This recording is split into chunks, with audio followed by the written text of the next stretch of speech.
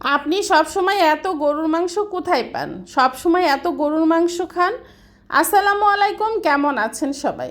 আশা করছি আল্লাহর রহমতে সুস্থ আছেন, ভালো আছেন। আমিও আলহামদুলিল্লাহ বেশ ভালো আছি। তো যাই হোক, আপনাদের এরকম প্রশ্ন কিন্তু অনেকেরই থাকে যে আপনি এত গরুর মাংস খান, কোথায় পান এত গরুর মাংস? তো আমি কিন্তু সবসময়ই গরুর মাংস খাই।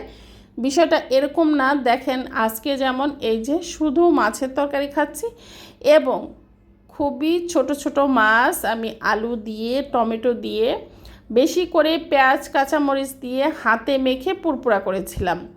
তো আমি কিন্তু মাঝে মাঝে এই ধরনের তরকারি খাই, ভাজি ভর্তা সবই খাই।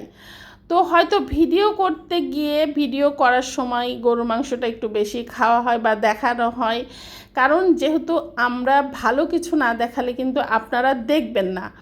আমি যদি সবসময় শাক শুটকি নিয়ে আসি তাহলে আপনারাই কিন্তু বলবেন যে সারাক্ষণ ফকির নিয়ে এসে শাক শুটকি খাই।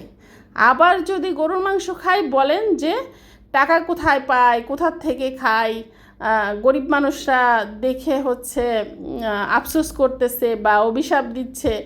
তো আপনারাই আসলে সব রকম কথা বলতে পারেন। হ্যাঁ, তো এই তরকারিটা লেবু চিপে খেতে কিন্তু অসম্ভব বেশি ভালো লাগে। আর আমি কখনোই লেবুর খোসা ফেলে দিই না, লেবুর খোসাটাও খেয়ে ফেলি। তো আমার মতো কে কে লেবুর খোসা খেতে পছন্দ করেন বলেন তো? লেবুর খোসা কিন্তু আমার কাছে বেশ ভালো লাগে এবং যে কোনো তরকারির সাথে আপনারাও খেয়ে দেখবেন, মজা কিন্তু। আর সাথে কাঁচামরিচ থাকলে খুব বেশি ভালো লাগে, তবে আজকে তরকারিতে অনেক বেশি ঝাল দিয়েছিলাম, তো সেই জন্য আর কাঁচামরিচ না নিয়ে শুধু লেবু দিয়ে খাচ্ছিলাম। আর এখানে কিন্তু কয়েক রকমের মাছ ছিল। আমি বাটা মাছ এবং মলা মাছ যেটাকে বলে, তো সেই মাছগুলি হাতে মেখে এইভাবে রান্না করেছিলাম, মানে পুরপুরা আমাদের অঞ্চলে বলে পুরপুরা। তো খুব মজা করে খেয়ে নিয়েছি, মানে ভয়েস দেওয়াটাও কষ্টের ব্যাপার। এখন তরকারিটা দেখে কিন্তু খেতে ইচ্ছা করতেছে গরম গরম ভাতের সাথে। তো যাই হোক, ওটা তো আমি খেয়ে নিয়েছি। এরপরে খাবো আমি হচ্ছে রুই মাছ। তো এই রুই মাছটা কিন্তু অনেক বেশি বড় ছিল, যার জন্য আমি মাঝখান থেকে টুকরা করে নিয়েছিলাম, না হলে মশলা ঢুকতে চায় না আসলে।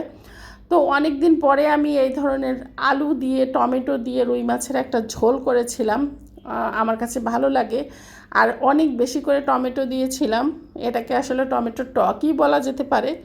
তো মাঝে মাঝে কিন্তু টক তরকারিও বেশ ভালো লাগে।